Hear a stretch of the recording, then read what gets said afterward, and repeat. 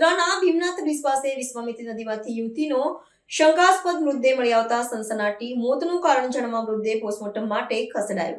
વડોદરા શહેરના ભીમનાથ વિસ્તાર પાસેથી પસાર થતી વિશ્વામિત્રી નદીના પાણીમાંથી ગુરુવારે સાંજે એક યુવતીનો મૃતદેહ શંકાસ્પદ હાલતમાં મળી આવતા ભારે ચકચાર મચી જવા પામી હતી. નદીમાં મૃતદેહ તરતો જોતા સ્થાનિકોએ તુરંત જ પોલીસ અને અગ્નિશમન દળને જાણ કરી હતી. ઘટનાની જાણ થતાં જ બનાવ સ્થળે મોટી સંખ્યામાં લોકોના ટોળેટોળા એકત્ર થઈ ગયા હતા.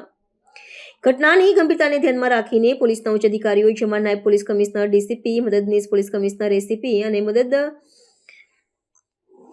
અને પોલીસના નિરીક્ષક, પીઆઈ સહિતનો પોલીસ સ્ટાફ તુરંત ઘટના સ્થળે દોડી આવ્યો હતો. મગરોની વસ્તી ધરાવતા નદીના પ્રવાહમાંથી અગ્નિશમન દળ, ફાયર બ્રિગેડની ટીમે ભારે જહેમત બાદ યુવતીના મૃતદેહને બહાર કાઢ્યો હતો. પોલીસે મૃતદેહનો કબજો મેળવીને તેને પોસ્ટમોર્ટમ માટે હોસ્પિટલ ખાતે મોકલી આપ્યો છે. પોલીસ અધિકારીઓના જણાવ્યા અનુસાર પોસ્ટમોર્ટમ અહેવાલ આવ્યા બાદ જ મૃત્યુનું ચોક્કસ કારણ જાણી શકાશે, જેના આધારે આ ઘટના આપઘાતની છે કે હત્યાની તે નક્કી થઈ શકશે.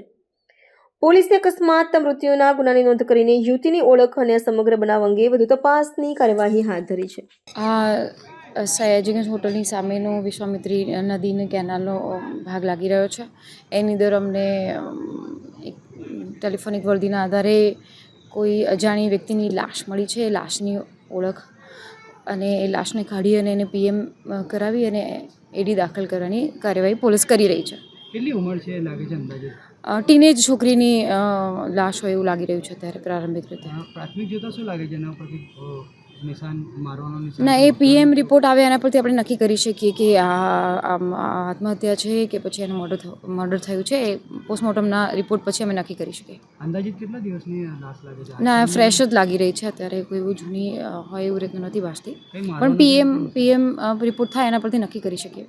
પ્રાથમિક જોતા આપ લોકો જોઈ રહ્યા હતા? હા, એના આધારે હું કહું છું ને, કારણ કે આ નદીમાં તરતી લાશ છે અને એ કોઈ નદીના એંગલથી એને વાગી ગયું છે કે કોઈ માર્યું છે અથવા તો પછી એને જમ્પ લગાડ્યું છે, એ બધું પીએમ આધારે નક્કી થાય. કયા ભાગે વાગ્યું છે? એ આખું પીએમ રિપોર્ટના આધારે નક્કી થશે એના શરીરના કેટલા ભાગમાં વાગેલું છે.